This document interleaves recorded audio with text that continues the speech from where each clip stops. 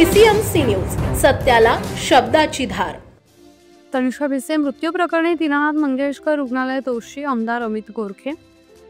तनुषा भिसेंच्या मृत्यू प्रकरणाचा दुसरा अहवाल मुख्यमंत्री देवेंद्र फडणवीसांसमोर सादर करण्यात आला असून धर्मादाय आयुक्त आणि यमुना जाधवांनी चौकशी केलेल्या या अहवालात दीनानाथ मंगेशकर रुग्णालयाला दोषी धरण्यात आलाय, असा दावा भाजपचे विधान परिषदेचे आमदार अमित गोरखेंनी केलाय।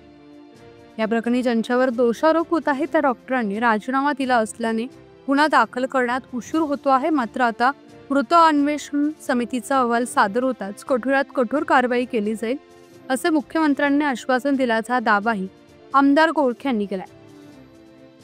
अहवाल सादर झाला, तो अहवाल नेमका काय सादर झाला मला याची कल्पना नाहीये। मी माझ्या वैयक्तिक कामासाठी माननीय मुख्यमंत्र्यांची भेट घेतली आणि त्यात पुन्हा एकदा त्यांना या गोष्टीचं मी सांगितलं की लवकरात लवकर पुढची कारवाई झाली पाहिजे। माननीय मुख्यमंत्री यांनी अत्यंत चोख पद्धतीने आणि तातडीने सगळ्या गोष्टींवर जो त्यांनी निर्णय घेतलेत, कमिटी स्थापन झाली आहे, त्यामुळे तिसरा अहवाल माता मृत्यूचा अहवाल आल्यानंतर लगेचच पुढची कारवाई होईल आणि जे आम्हाला अपेक्षित असलेलं डॉक्टर घैसास यांच्यावर गुन्हा दाखल होणं असेल आणि मंगेशकर हॉस्पिटलच्या वतीनं या दोन बालिकेंना खरं तर मदत झाली पाहिजे। मदत आम्ही करू शकतो, पण एक दातृत्व म्हणून त्यांनी करावं अशी माझी वैयक्तिक मागणी होती। खरं तर राजीनामा देऊन डॉक्टर घैसास यांनी कबुलीच दिलेली आहे प्रत्यक्षामध्ये, मग गुन्हा दाखल होण्यात का दिलं नाही? मी सांगितलं ना की ह्याच्यात अनालिसिस चालू आहेत, तीन कमिट्या बसलेल्या आहेत, तिसऱ्या कमिटीचा अहवाल यायचा आहे, त्याच्यानंतर बाकीच्या गोष्टी होतील।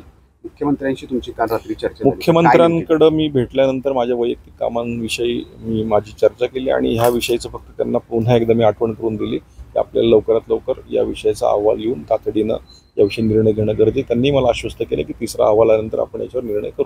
गुन्हा दाखल होईल असं आश्वस्त एक कठोरात कठोर कारवाई करू असं त्यांनी सांगितलं, त्यामुळे तसंच अपेक्षित आहे।